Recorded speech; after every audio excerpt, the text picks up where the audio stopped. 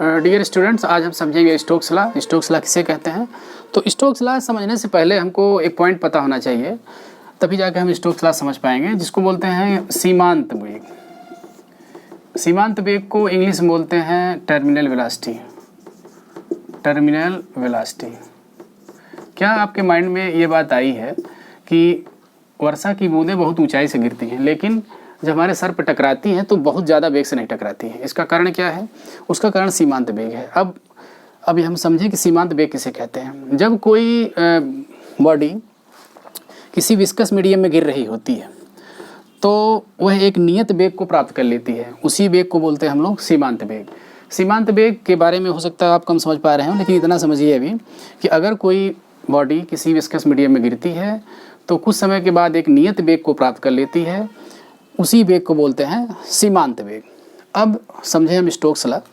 तो Stokes law के बारे में समझने के लिए सीमांत वेग आपका अच्छे से क्लियर होना चाहिए, तभी आप स्टोक्स लॉ समझ पाएंगे। सीमांत वेग की गणना कैसे करेंगे अभी हम नेक्स्ट हेडिंग में बताते हैं आपको। अब आप समझें स्टोक्स लॉ।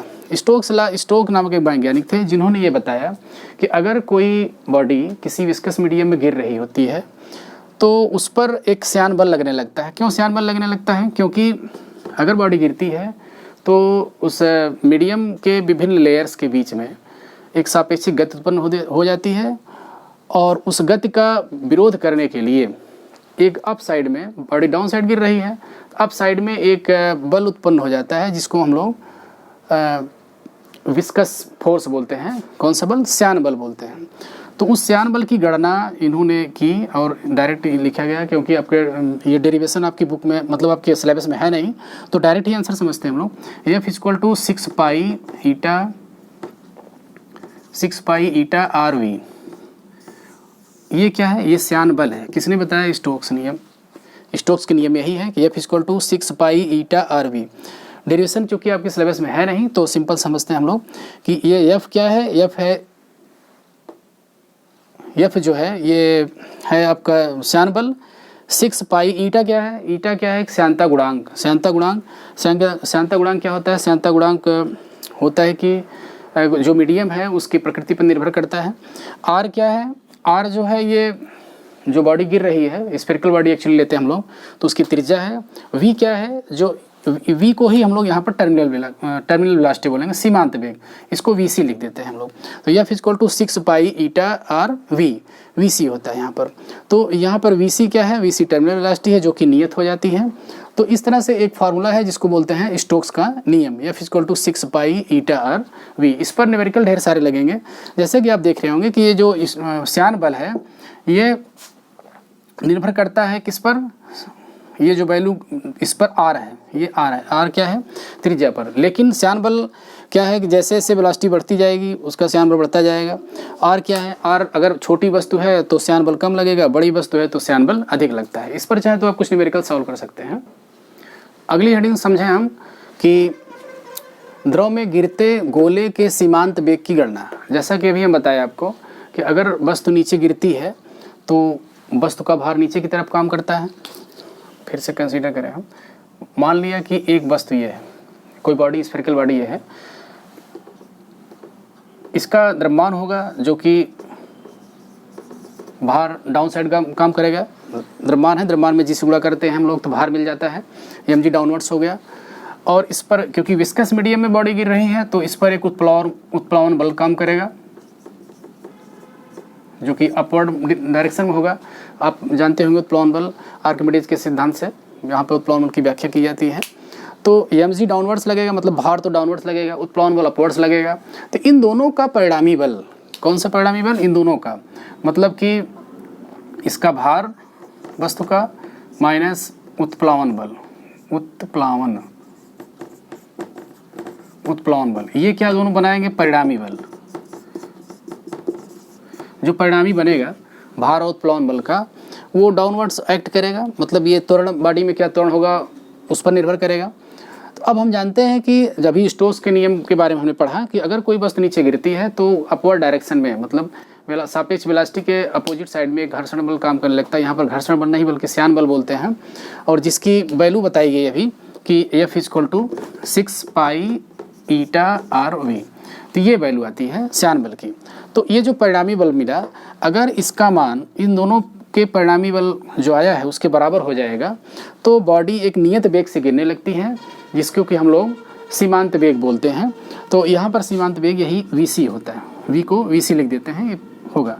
तो यहाँ पर भार क्या मिलेगा, भार माइनस उत्प्लवन बल, पहले तो लिख ही ले हम, उत्प्लावन बल। तो हमारी जो अगली लड़ाई बनेगी अब कि वस्तु का भार क्या है और उत्प्लवन बल क्या है, इन दोनों का रिजल्टेंट निकालें पहले और उसके बाद उसको बराबर कर लें किसके, 6 पाई ईटा आर वी के, श्यान बल के। तब जाके वीसी की वैल्यू कैलकुलेट करके देखेंगे हम कि क्या मान आता है। तो चलिए अगली बात करते हैं। देखिए यही 6 पाई ईटा आर वी को बराबर करेंगे हम भार के, भार माइनस उत्प्लवन बल के। तो सबसे पहले भार कैलकुलेट करें, वस्तु का भार। तो हम सब लगता है मिटा देते हैं हम एक बार फिर से। जो वस्तु का भार है, भार इक्वल टू mg होता है। तो पहले परिणामी बल ही निकालें हम लोग।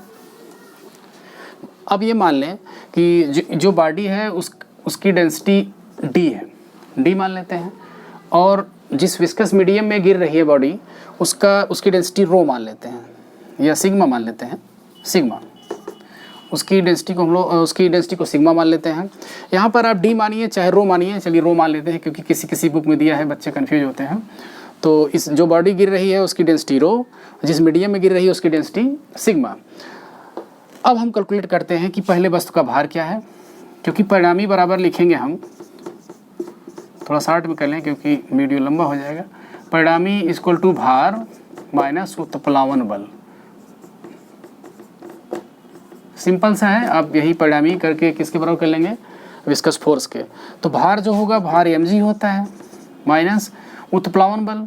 उत्प्लावन बल आर्किमिडीज के सिद्धांत से आप जानते हैं कि किसी वस्तु पर जो उत्प्लावन बल लगता है उसके द्वारा हटाए गए द्रव के भार के बराबर होता है।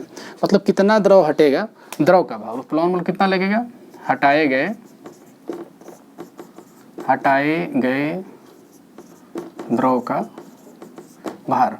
तो यहाँ पर जो m का मान है, हम जानते हैं द्रव्यमान इक्वल टू आयतन इंटू घनत्व होता है। तो अगर माने कि इसकी त्रिज्या r है, जो बॉडी गिर रही है, तो उसका आयतन होगा 4/3 पाई r क्यूब, और इसमें हम घनत्व से गुणा कर देंगे। तो बॉडी है, बॉडी का घनत्व हमने रो लिया है, तो रो ले लिए। अब ये क्या मिल गया, द्रव्यमान मिल गया आपका। अब इसमें g से गुणा करेंगे तो भार मिल जाएगा, तो ये भार हो गया। हटाया गया द्रव का भार, तो जो द्रव हटा है उसकी डेंसिटी तो हमने सिग्मा माना है। तो यहाँ पर क्या होगा कि उसका भार, अच्छा आयतन तो कितना हटाएगा, क्योंकि बॉडी विस्कस मीडियम में एकदम डूबते हुए आ रही है, तो अपने आयतन के बराबर ही द्रव हटाएगी।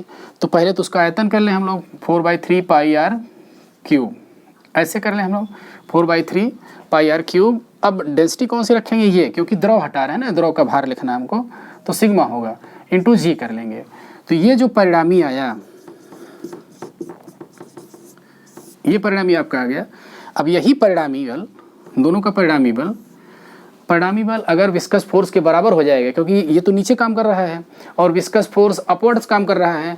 अगर विस्कस फोर्स इससे बैलेंस कर जाएगा तो बॉडी एक नियत वेग को, एक निश्चित वेग को, एक फिक्स वेलोसिटी को गेन कर लेगी और उसी वेलोसिटी से डाउन साइड आएगी, जिसको हम लोग बोलेंगे टर्मिनल वेलोसिटी। तो यहाँ पे ऐसे लिखे अगर हम कि 6 pi eta R we, we को वीसी लिख दे रहे हैं हम, क्योंकि हमको पता हो गया कि इसको हम लोग टर्मिनल वेलोसिटी बोलते हैं। सॉरी, वीसी नहीं बल्कि वीटी बोलेंगे, टर्मिनल, टी फॉर टर्मिनल होता है। तो टी हो गया equal to 4/3 pi r cube. यहाँ पर अगर चाहें तो रो माइनस सिग्मा कर लें इंटू जी कर लें। तो अगर इसको हम सॉल्व करके देखेंगे तो जो टर्मिनल वेलोसिटी आएगी, टर्मिनल वेलोसिटी का मान आएगा वो V T equal to 2/9 r square sigma, sorry rho minus sigma into g up by eta. तो इस तरह से ये वैल्यू आती है सॉल्व करने पर।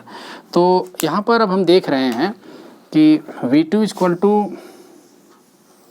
2/9 r square rho minus sigma into g by eta. तो जो टर्मिनल वेलोसिटी है, टर्मिनल वेलोसिटी, इस पर आपको ज़्यादा न्यूमेरिकल मिलेंगे। जो टर्मिनल वेलोसिटी है वो डिपेंड करती है त्रिज्या के स्क्वायर के। अगर कोई बॉडी छोटी बॉडी है तो टर्मिनल वेलोसिटी उसकी ज़्यादा होगी, मतलब अधिक वेग गेन करके तब जाके वो नियत वेग पाएगा कहिए।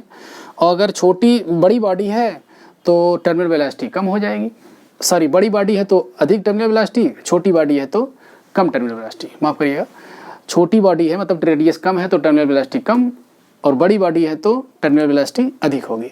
तो इस पर ढेर सारे न्यूमेरिकल आपको मिलेंगे। जैसे अगर दो बॉडी है, एक उनकी त्रिज्याओं में R1 R2 का अनुपात है तो उनके टर्मिनल वेलोसिटी में क्या रेशियो होगा, तो यहीं से क्लियर हो जाएगा आपका कि V1/V2 इक्वल टू R1/R2 का होल स्क्वायर। इस तरह से कैलकुलेट कर लेंगे, ढेर सारे न्यूमेरिकल आपको इस पर मिलेंगे। तो आइए न्यूमेरिकल देखते हैं, एक दो देखते हैं न्यूमेरिकल। दो छोटी बूंद की त्रिज्याओं का अनुपात 1:2 है, 1:2 है, तो उनकी सीमांत चालों का अनुपात क्या होगा। जैसा कि अभी पढ़ चुके हैं आप कि जो टर्मिनल वेलोसिटी है, सीमांत वेग है, वो निर्भर करती है त्रिज्या पर इस तरह से, Vt directly proportional to R² के। तो यहाँ से अगर देखें हम कि टर्मिनल वेलोसिटी क्या होगी, तो V1/V2 कर लें, यहाँ पर R1/R2 कर दें, तो हमको दिया क्या है, गिवन है कि R1/R2 इक्वल टू 1/2। तो यहाँ से अगर इस वैल्यू को रखेंगे तो हम पाएंगे V1/V2, यहाँ पे होल स्क्वायर लिखना भूल गए हम, तो R1/R2 इक्वल टू 1/2 ये दिया गया है। तो इसी चीज़ को अब हम यहाँ पर रख देंगे, V1/V2 इक्वल टू R1/R2 का होल स्क्वायर, किसके अनुसार, टर्मिनल वेलोसिटी हम लोग अभी फार्मूला डिराइव किए हैं। तो V1/V2 इक्वल टू 1/2 का होल स्क्वायर, 1/2 कहाँ से आया, R1/R2 से। तो ये 1:4 का अनुपात होगा, इसका मतलब 1:4। तो इस तरह से छोटे छोटे न्यूमेरिकल आते हैं जो कि 1 नंबर या 2 नंबर में रहते हैं, तो बहुत ही आसानी से सॉल्व कर लेंगे टर्मिनल वेलोसिटी के बारे में। और टर्मिनल वेलोसिटी के बारे में थोड़ा सा ग्राफ है, हमको समझा दें, थोड़ा सा छूट गया था। तो जैसा कि जानते हैं हम कि अगर कोई गोली बॉडी किसी विस्कस मीडियम में गिरती है तो एक निश्चित समय के बाद एक नियत वेग को प्राप्त कर लेती है, जिसको हम लोग टर्मिनल वेलोसिटी या सीमांत चाल कहते हैं। देखिए इस तरह से ग्राफ खींचे अगर हम, तो उसमें आता है, अगर x एक्सिस पर समय ले लें कि समय तो बदलेगा, समय तो हमेशा चलता रहता है भाई, समय और चाल ले लें, y एक्सिस पर चाल ले लेते हैं।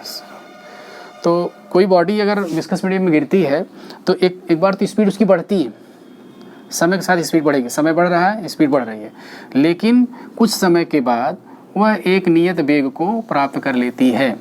तो इस नियत वेग को ही हम लोग बोलते हैं सीमांत चाल, इसको बोलते हैं हम लोग सीमांत चाल। यहाँ पर सीमांत चाल, आप एक बार वेग एक बार चाल में बोल रहा हूँ तो आप कंफ्यूज नहीं होंगे ज़्यादा, क्योंकि अगर कोई वस्तु सीधे ही चलती है जस्ट स्ट्रेट लाइन में तो चाल और वेग में कोई डिफरेंस नहीं रह जाता है, तो इसको बोलते हैं सीमांत चाल। ये जो देखिए नियत समय के बाद भले समय बदलता रहेगा लेकिन उसकी चाल का मान y एक्सिस पर जो वैल्यू है, y एक्सिस पर चाल है, तो चाल का मान नहीं बदलेगा, मतलब नियत चाल हो जाती है, तो इसको बोलते हैं हम लोग सीमांत चाल। ये ग्राफ इंपॉर्टेंट थोड़ा सा लगता है, समय के साथ वेलोसिटी नहीं बदल रही है, नियत है, तो इसका मतलब टर्मिनल वेलोसिटी पहले से आप जान जाइए, जैसा कि नाम से ही इसका क्लियर है, सीमा का अंत, सीमांत, सीमा समझिए आप, अंत मतलब एक निश्चित वैल्यू को बढ़ाएगी वो, जैसे कोई वस्तु गिराते हैं आप, एक बार वैल्यू बढ़े मतलब उसका वेग बढ़ेगा, फिर कुछ समय के बाद धीरे धीरे नियत हो जाएगा, फिर नियत फिक्स ही जाएगा इसमें। ओके, आपकी एनसीईआरटी में देखेंगे तो उसमें कुछ ऐसे न्यूमेरिकल्स दिए गए हैं, जैसे कुछ दो छोटी छोटी बूंदें मिल करके एक बड़ी बूंद बना लेती हैं। तो अगर एक ये छोटी बूंद विस्कस मीडियम में गिर रही है तो उसकी कुछ टर्मिनल वेलोसिटी है, तो अगर ये 2-3 बूंदें मिल करके एक बड़ी बूंद बना लेती हैं तो उसकी टर्मिनल वेलोसिटी क्या हो जाएगी। तो ये आसान पड़ेगा, कैसे, जैसे आप करेंगे कि R1 इसकी R त्रिज्या की कई बूंदें हैं मिल करके कैपिटल R एक बड़ी बूंद बना लेती हैं, तो आप क्या करेंगे, R और स्मॉल r में एक रिलेशन फाइंड आउट कर लेंगे, बस फिर जाके तुरंत ईस्वी पर आप चले जाएंगे कि Vt directly proportional to R² के। तो क्या करेंगे आप, V1 कर दीजिए पहली दशा में, दूसरी दशा में V2, तो पहली दशा में त्रिज्या R थी तो दूसरी दशा में कैपिटल R बनेगी, तो R और स्मॉल r में आपको रिलेशन पता ही रहेगा, तो इस तरह से इसको आप सॉल्व कर लेंगे। या इसका जस्ट उल्टा क्वेश्चन देखेंगे आप कि एक बड़ी बूंद है उस टर्मिनल वेलोसिटी से गिर रही थी और वो खंडित होकर के ब्रेक होकर के कई छोटी छोटी बिंदुओं में ब्रेक हो जाती है, तो अब इसकी टर्मिनल वेलोसिटी क्या होगी। तो सेम काम यही रहेगा आपका कि स्मॉल आर और कैपिटल आर में आप रिलेशन फाइंड आउट करेंगे। कैसे फाइंड आउट करेंगे, ये सोचने वाली बात है कि जब दो छोटी छोटी बूंदें मिलेंगी तो इसका आयतन मिल करके बड़ी गोली जो बनी है उसके आयतन के बराबर होगा। तो इसका आयतन प्लस इसका आयतन इक्वल टू बड़ी बूंद का आयतन करके आप स्मॉल आर और कैपिटल आर में रिलेशन फाइंड आउट कर लेंगे और इस तरह से ढेर सारे न्यूमेरिकल सॉल्व कर सकते हैं। इस तरह से हम समझे स्टोक्स लॉ क्या होता है और टर्मिनल वेलोसिटी क्या होती है। तो स्टोक्स लॉ और टर्मिनल वेलोसिटी पर आप सॉल्व करके कुछ न्यूमेरिकल सॉल्व करिए, एनसीईआरटी में दिया गया है उसको सॉल्व करिए, जो भी प्रॉब्लम होगी सॉल्व करेंगे हम लोग।